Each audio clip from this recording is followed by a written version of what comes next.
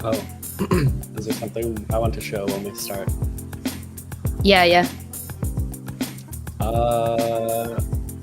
Not. I don't have anything really. Is there Okay, anything? that's good. No. I just saw your visual scripting.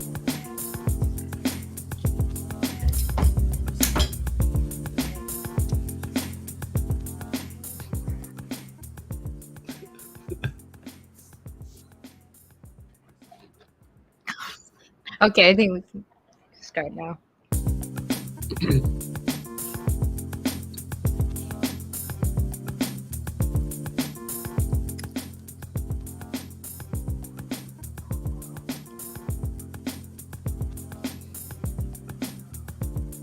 Good morning, everyone.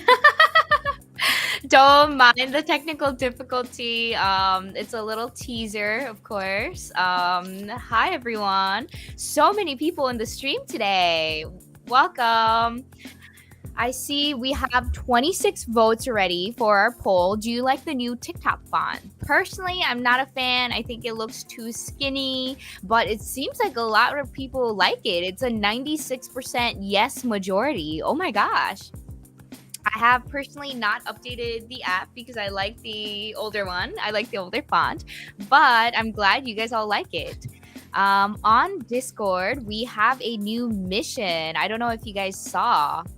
Welcome. I'm just gonna check on Brett. Brett, are you back? If you're back, please leave a comment. Be right, be. Gotta go grab some snacks. Don't start without me, says Brett. Are you back, Brett? On the announcements, we have a special TikTok mission called Head Turners.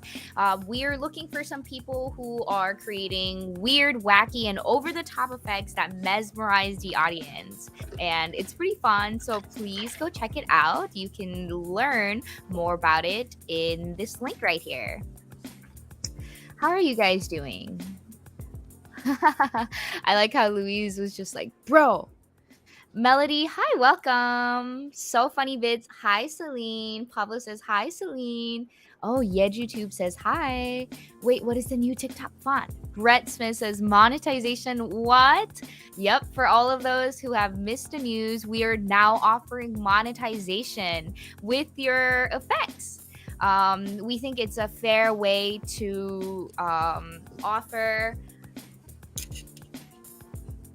and compensate for your hard work, and I'll leave a link to that as well. So if you haven't checked it out, we are starting out in select regions. However, we hope to extend it to more regions really quickly.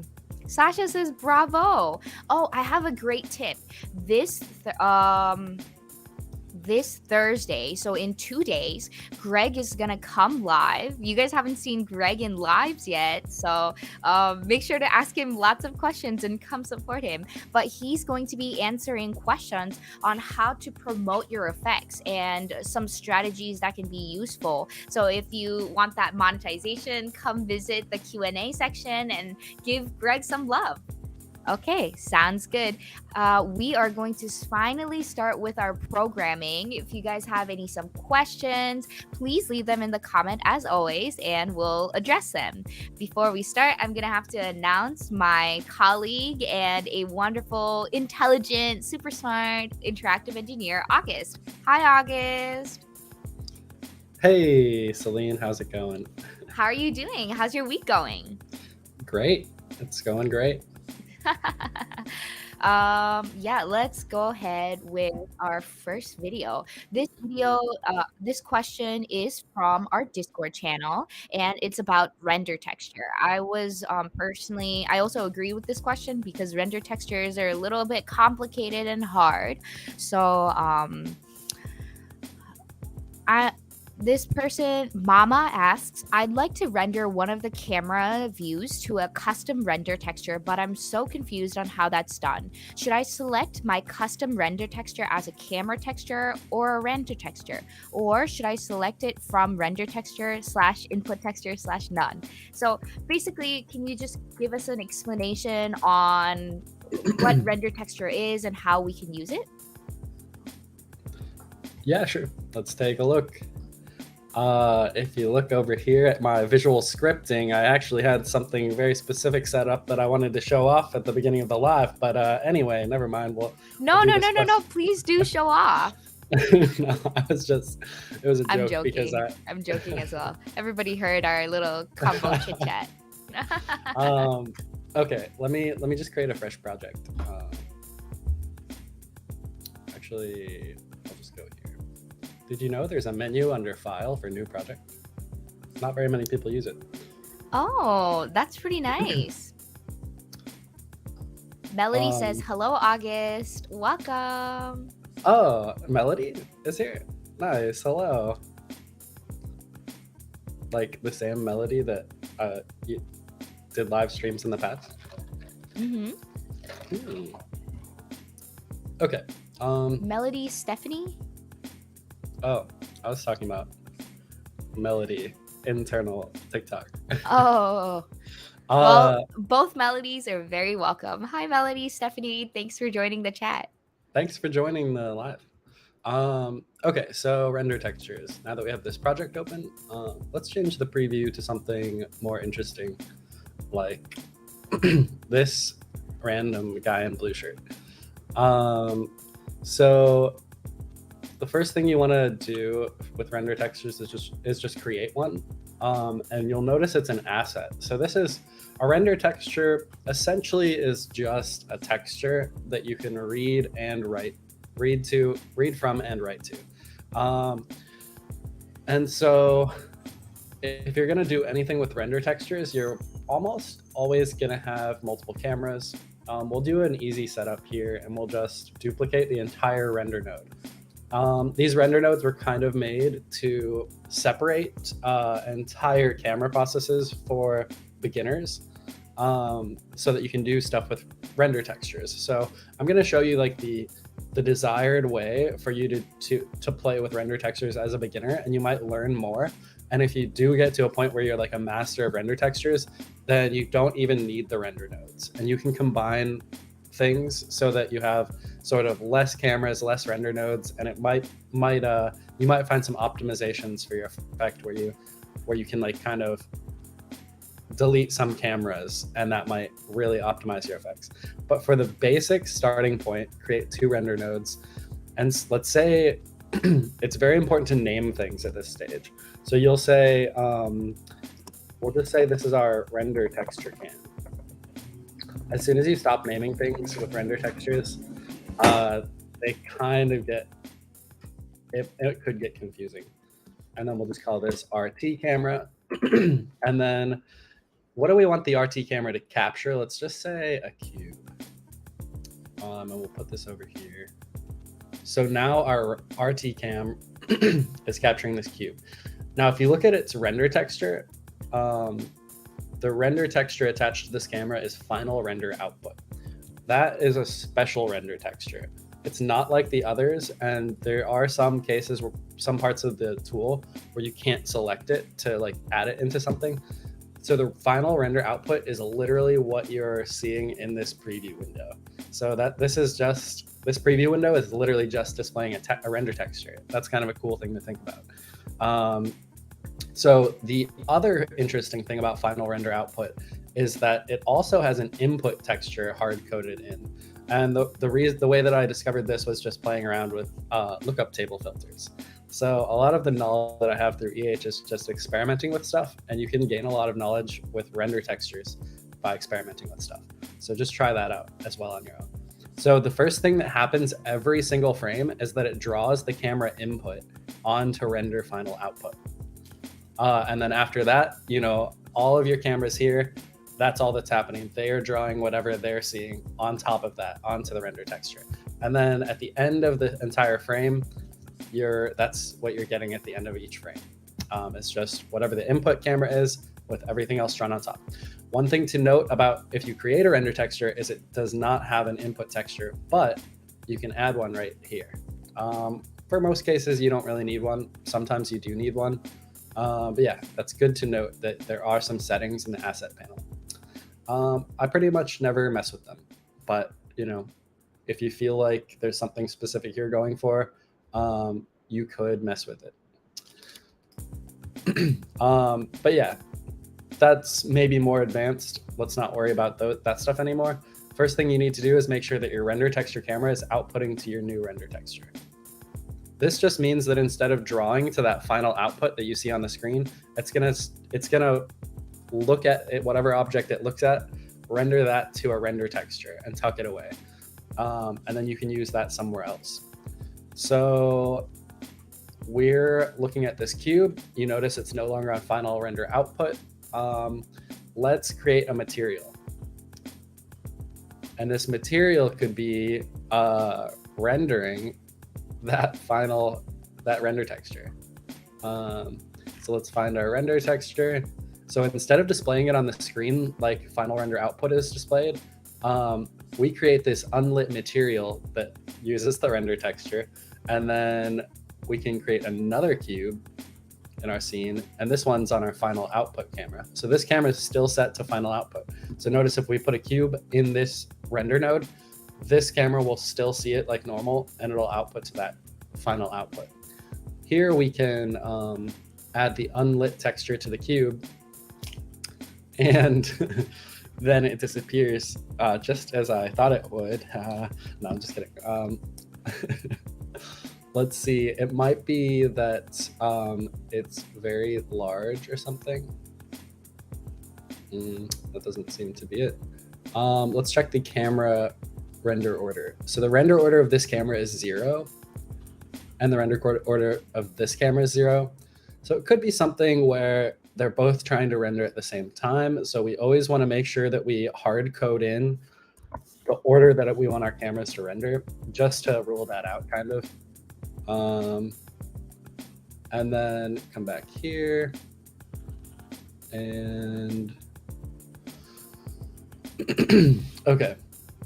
So this one is default layer rendering to a render texture, right? This cube is default layer. This camera is also default layer.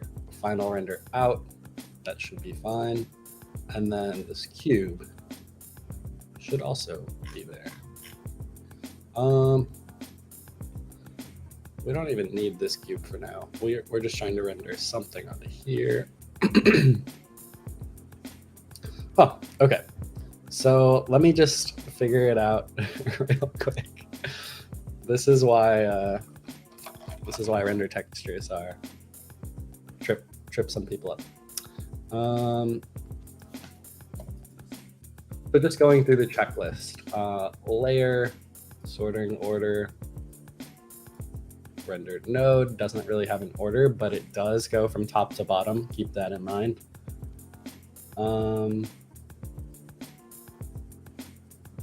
And then just for a sanity check, let's see what happens if we if we take the render texture off of this. Or turn the texture off, I guess. Okay, so that's where it should appear. And for some reason, this render texture is not. Here's one thing I do for debugging a lot. If you're ever having render texture issues and you're just like, I wish I could see what the render texture looks like, what's actually on it, you can just create a 2D camera with a 2D screen image, and then you'll have it. So we can see that this one is just not rendering anything.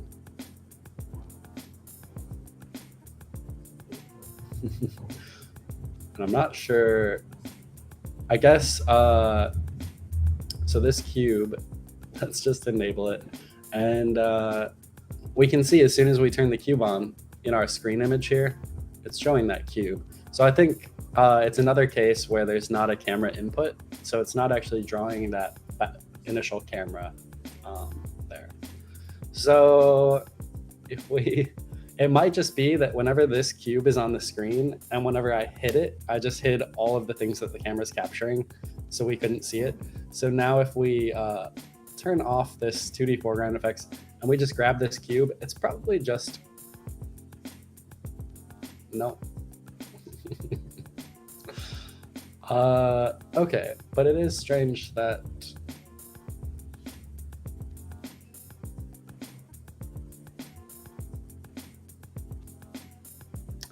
Yeah, I'm a little confused by that, but it might be we can rotate the cube and just see if there's like a hidden face. If the UV maps are set up to only show, oh yeah. So the cube is just a terrible way to render textures. Lesson learned. Well, we can see that it's capturing the image. It just, we were looking at the wrong face. So let's use a plane instead. A plane is a surefire way to see the whole image. So delete this. And the reason I'm using a plane is because I want to show you, you can attach it to, you can like use render textures in various ways. Maybe I should have done the simpler example first. But yeah, this plane is the render texture smashed down. So let's see. So you can see that the cube is kind of like smashed, and that's because it's a rectangle being forced into a square. So if we want the actual proportions, we might do something like this. And that would be closer to the original cube on the screen. But yeah, if you want the true fit to screen look, I guess you could always use 2D as well. You can see the cube is perfectly rendered exactly where it normally would be rendered if you're using a 2D camera with a screen image. So that's a way to check your render texture. So then if it looks the way you want, then, and you know how it's going to apply to a 3D object, you can render it that way too. Yeah, sorry for the confusion. It really should be pretty straightforward. I shouldn't have used a cube. Let me think real quick if there's any other tips, because render textures are very important to making interesting and complex effects. But yeah, you just have to really make sure that you're writing out to your render texture, and then wherever you're using it, just keep in mind that any render texture you create won't have that input camera as its background. It'll only have whatever you've captured. If you use a filter lookup table, you might need to use like a 2D camera to feed the camera feed into it before the filter picks it up, so that the filter has something to apply to if you're trying to capture it into a render texture. Keep that in mind as well. How do you feel about that question? Does it feel thoroughly answered?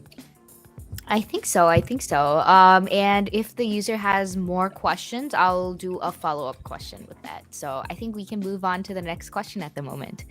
Brett says, "Thank you so much for doing these office hours live. I can't imagine how stressful that would be." Thank you, August. Yeah, no problem. But this is the fun of the live, I feel like. Struggling and figuring out together. Also, Melody, our dear friend Melody, is very polite. They're like, "Thanks, ma'am. Thank you, sir." I think this is in regards to us saying hello, Melody. Oh, I love Melody. Melody's so cute. Okay. Next up, a question from Collite Rhyme S and LGI Beats. Wow, that's a long username. I hope I pronounced it right. How can collisions be implemented between two 3D objects using visual coding for game development? So I think we have done a lot of collisions with 2D, and have we done any with 3D? I think we have a couple different times. Maybe this is a good time to give like a preview. I know you've mentioned in the past, if I have something very useful in these lives, I can give a preview of something that might be included in the next microjam. I just happen to have something. Oh my gosh, you guys are all getting the sneak peek at the new microjam. This is epic. Let me just drag this off screen for a minute, and I'll give you a preview of what it will actually be. I'll just kind of tell you about it. Yeah. Basically, for collision, a lot of times you'll create a subgraph, and you'll have to kind of hard code what these like spheres are doing and stuff, and you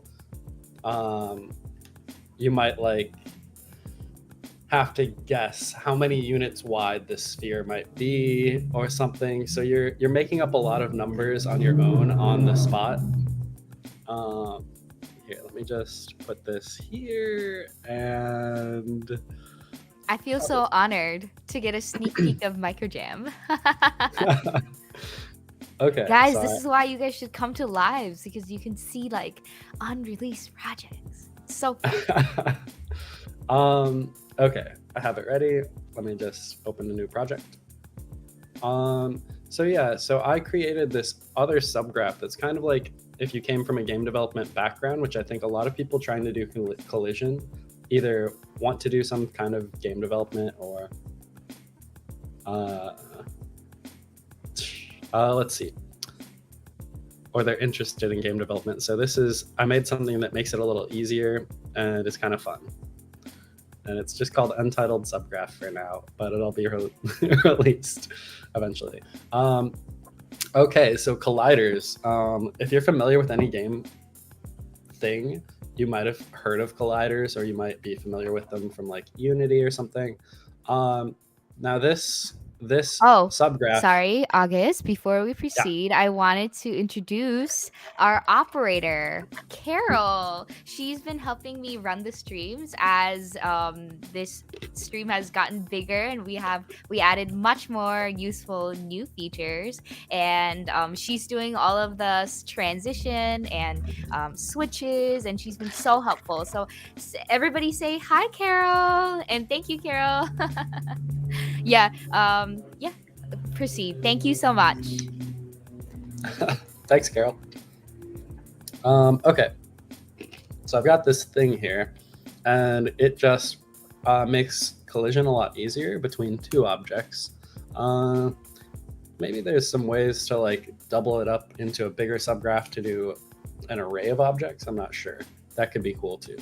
But for the most part, let's just go to 3D, and it's as simple as this. You add a sphere, and since this sphere is like a mesh that's built into the tool, it's always basically going to be 5 units in radius. So we know its size.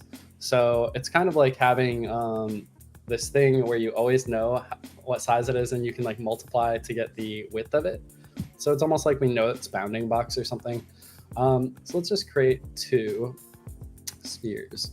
I also was playing around with this like material. We don't really have to use it, but it was really nice to have like to make the spheres look like a mesh kind of cage kind of look. So if you want, you can like use some kind of material, just tint it green or something to get that collider vibe. That's probably good enough. So then you can just use these as is and just pretend that they're colliders for now. And it makes the setup pretty easy. So now we have these 2 things here. We can just select this. You can also drag and drop these. So if you wanted to do that. So it's as easy as that. And now you know when these 2 objects are colliding. And not only that, here, let's do this thing where one of these, let's say sphere 1 here, disappears when they're colliding.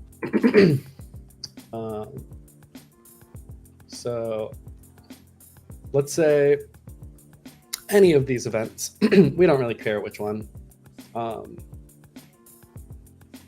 just going to change if this sphere is visible or not. And you can see on the screen that they're already. Okay, there's that one. It reminds me of green peas. Oh, okay, wait. I think I'm setting it to when they are colliding, it's turning on, which is kind of the opposite. It gives the same effect. We'll just plug in a little knot here to invert it.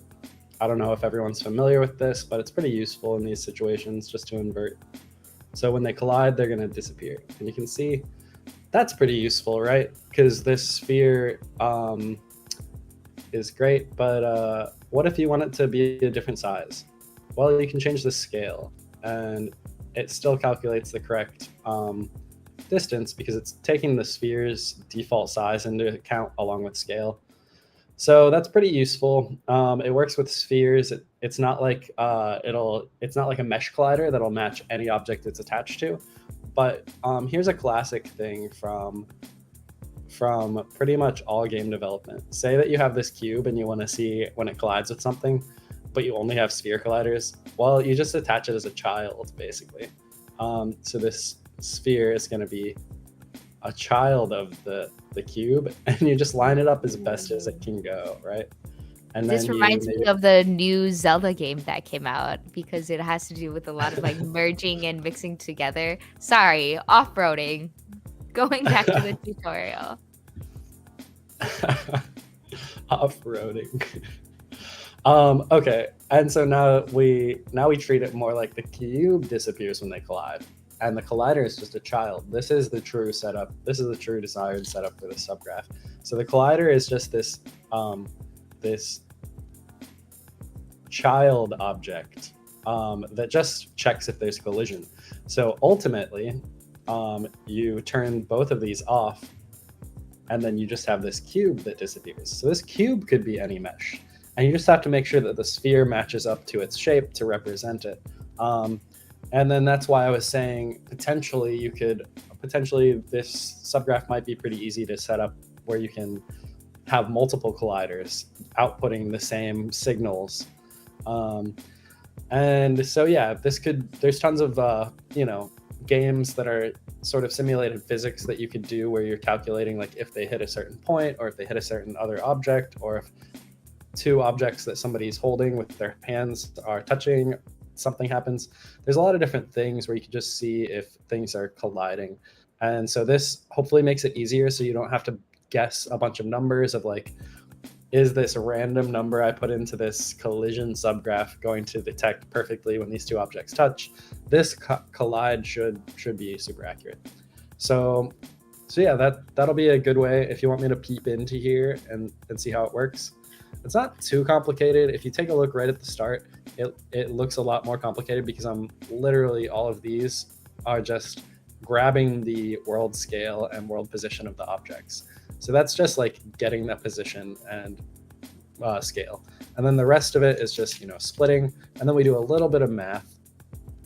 And then you might have seen this in a couple different microjams. It's just a way that we do state machines. So like we do a little bit of math to decide, is it colliding or is it not colliding? And then we feed that into this. And this subgraph actually will operate as a state machine. So it'll output a signal if the value changes, and then it'll keep track of what the current value is to know if it just started or just stopped. And then otherwise, if it has already started but it's still a positive value, it'll keep outputting this every single frame. So those are kind of standard for game engine kind of signals for collision. So you can see if something continues to collide and you want it to take more damage or something like that. So hopefully this speaks to the game developers a little bit, and it's just an easy plug and play thing for them to use in the future. Yeah. This is awesome. This new collision subgraph that you've created makes it so easy for anyone to track if they're colliding. Before, you had to do a lot of visual scripting. So I can expect that a lot of people would be very excited to see this microjam. So look no further. It'll come soon. Next up, we have a question from Haley Catpaws. She says, would it be more performance efficient to use two PBRs with different culling settings, i.e., one with culling front, the other with culling back, or to use one PBR with the culling set to none? I don't actually know the correct answer to this, but if I were to make an effect, I would try with the none first, just because that makes sense to me, that there would be less overhead but the same amount of work done. But I'm not 100% sure. I have heard in other game engines in the past that it really depends. Sometimes it's one answer, sometimes it's the other. Yeah, sounds good. We can experiment and get back to you on that. Thank you for the question, Haley. Last question of the day. Seagraph Shorts asks, hello, I wanted to ask please, would it be possible to have a color portrait segmentation above an air eraser or an eyebrow eraser? Every time I use both, the color comes out and shows the person's true color. Color portrait segmentation. Okay, let me just delete this. So let's see. Portrait segmentation. Also, if anyone hasn't tuned into her TikTok yet, Seagraph makes amazing makeup effects and they are phenomenal. She also, I think, does very beautiful and well done randomizers as well. So if you need inspiration or if you just need to want to check out her effects, please go to her Effect House page. I mean, the TikTok account. It's very good.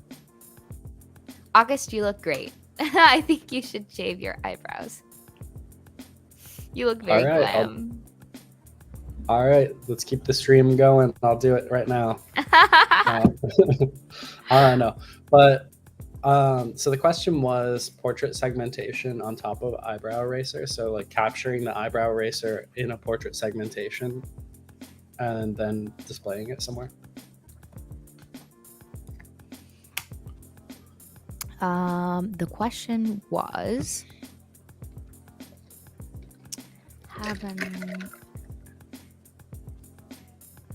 I'm going to read again the question.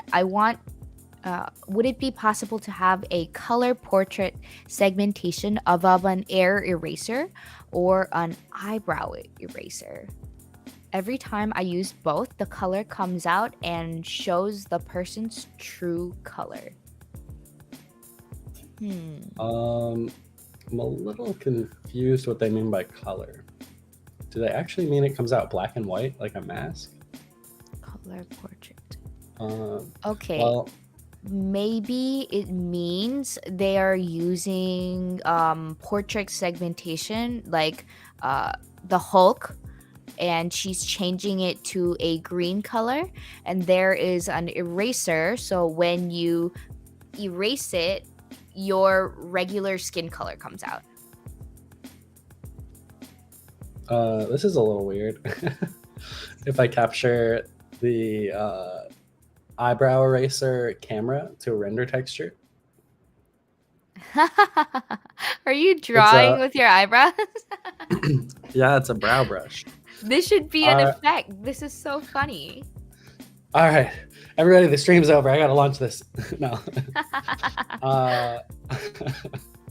Let's see. I just want to see if it comes. Okay, so it's kind of doing. For some reason, this is set to depth, but it's still not clearing. That's kind of strange. I guess because it doesn't have like an input texture.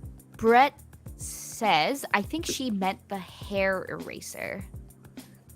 Yeah. Is that the bald? The hair or the... Yeah. I think it'll be the same pretty much, but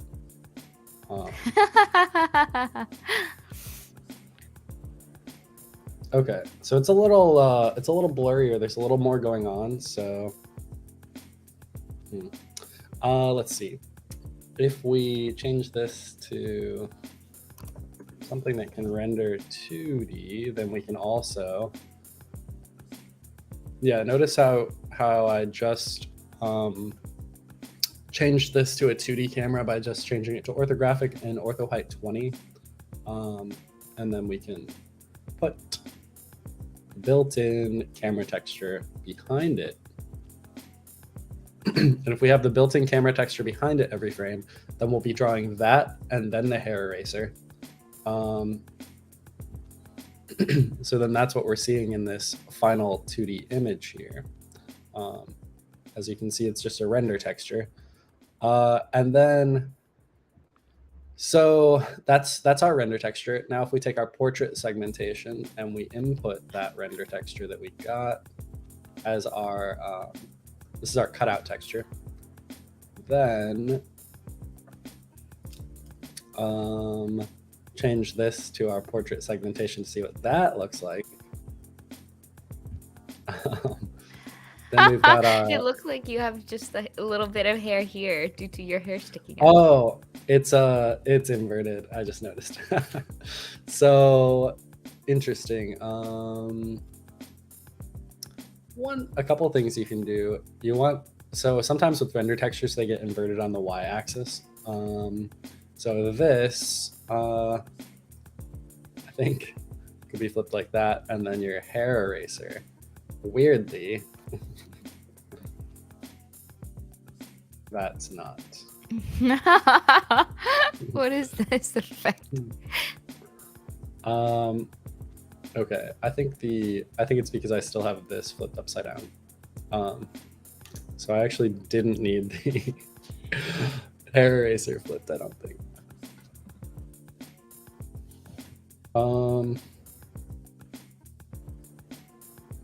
Let's see.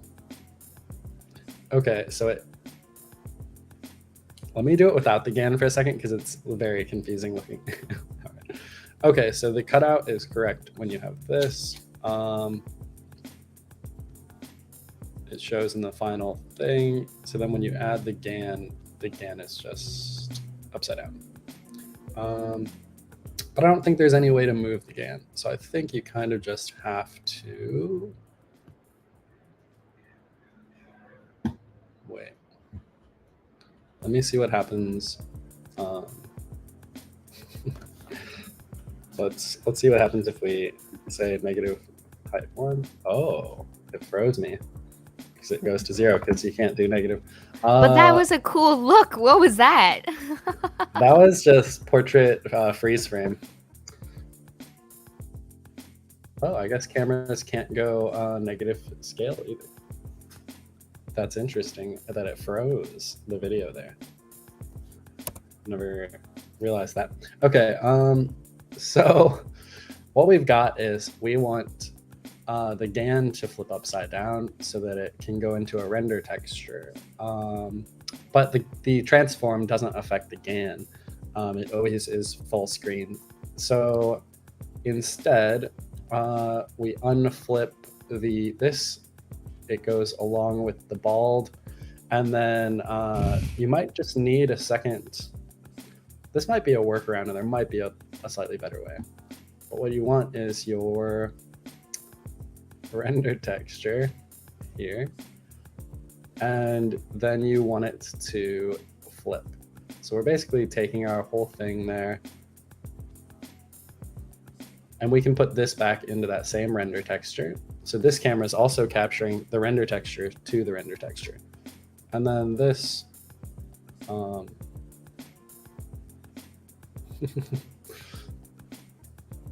okay, it's still flipped. Okay. So I don't know. I hate to create multiple render textures. That's when it starts getting a little confusing. But second camera has a second render texture output, and then our portrait segmentation can use that one. And that's the point where we can okay, there we go. So then this one doesn't need to be flipped either.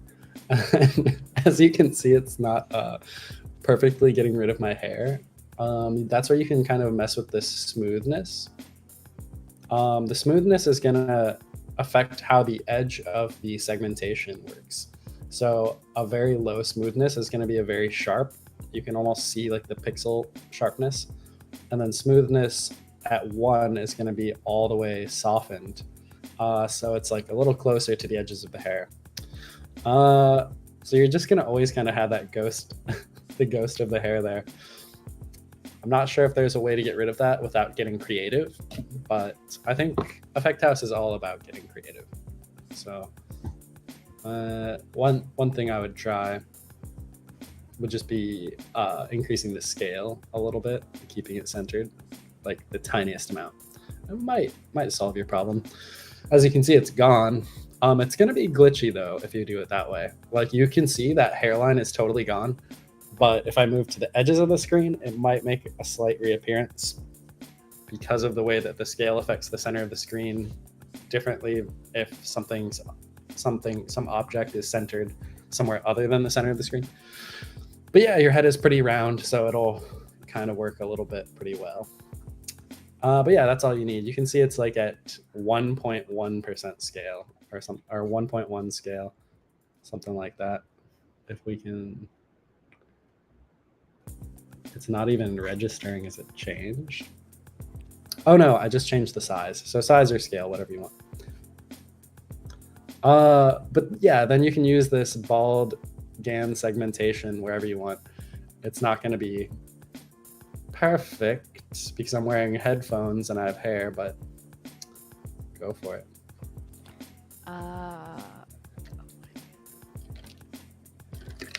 Oh, I think what she is asking is, let's say you want to turn yourself into Hulk, and if you use an eyebrow segmentation, it returns the skin color eyebrow, but not the green colored eyebrow. So is there any way to make the generative effect? Oh, that works. Oh, I was just trying, like, you can tint the final portrait or the final segmentation. Oh, nice. So I think that answered your question, right? Let me know if we answered your question. I think we did. Okay, that was good. We might have to extend office hours to 1 hour regularly. It's almost approaching an hour and we still got more questions. August, do you think you have time to answer one more question? However, we also have another office hour section tomorrow that is hosted by Vanessa and Mingus. So if you didn't get a chance to ask your question here, you can also go check out the office hours tomorrow. You guys will love Vanessa and Mingus. They are great. Last final question of the day, okay? Pablo Gomez asks, I have a question. How can I use the Pixelate material from the asset library and apply it just for a face texture or segmentation? Interesting. Pixelate. Let's see. And how do we use it for, what is that? They wanted to apply only to the face texture or segmentation. So I think we can try with the portrait segmentation. Only you are pixelated. Let's see. For a 2D image, I don't think there's any way to attach a material. So I'll have to go back to 3D plane, I think. And this 3D plane we'll pull this render node all the way to the bottom, just like our other example was. And so this plane, whenever you use a plane to render something, yeah, the only reason you would want to render a plane like this is if you wanted to attach a specific material to it, because we also have 3D image. Yeah. Anyway, so you'll have to scale this so that it's the same resolution as the screen. We'll take this off for now so we can see it. And just eyeballing it, you might want to do some math in IRL and just figure it out to get closer to the real thing. We'll just say that's good enough. And then we'll say pixelate. Carol, do you think we can have the... Oh, nope. Carol changed it already. No worries. Sorry, I just saw in the comments that Celine, we can't see August's screen, but Carol already got to it. Perfect. So you can see my screen now? Yes. Nice. Okay, so notice we have the Pixelate full screen, and it's just the camera input. So or the final render output. Okay. Let's change it to the other thing we had, which was portrait segmentation texture. So this is what we were rendering with the 2D camera before, but instead of rendering it with the 2D camera, we're going to put it into this. So notice one thing, it's flipped upside down. If you want, you can fix that in your plane by rotating the Z 180, or you could just change maybe change the scale. I don't know. We could try that, but okay. So then you go back to your Pixelate material. You could change your amount. Oh, that's cool. For render state 0, you might want to change the blend mode from normal to transparent to get rid of the black. And then you've got exactly what you wanted. But you can't make it green. So if you wanted to make it green, I think you would have to do this other one that we showed before in the 2D and capture that to another render texture. There might be some shortcuts for some of these render texture things. Oh, and notice that it's mirrored because I rotated instead of flipped vertically. It looks like you're dancing with yourself. Dancing with myself. Oh. Many people commented that you are very funny, August. Also, I forgot to mention it earlier. Oh, thank you. And that they are going to release your eyebrow drawing to make the most of monetization. Brett says, Chantel, hurry, build and launch before he can end his live.